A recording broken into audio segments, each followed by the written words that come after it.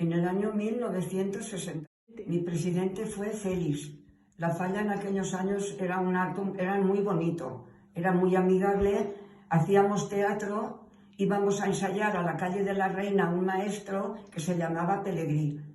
Y era un ambiente estupendo, todo de cariño y todo muy amable.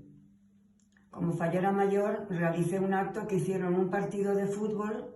Yo hice el saque de honor, me dieron un ramo de flores y me hice fotografías con todos los futbolistas. Muy bonito fue el acto. El acto más emotivo y que recuerde con más cariño son dos.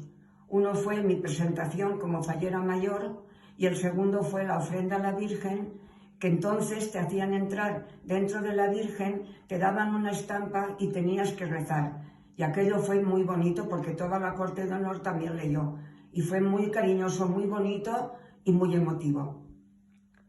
La indumentaria en aquellos años era una indumentaria muy clásica. Los trajes eran muy largos, las peinetas eran muy grandes y teníamos que llevar zapato blanco y unas borlas en los zapatos. Una indumentaria muy clásica pero muy antigua a las horas de hoy.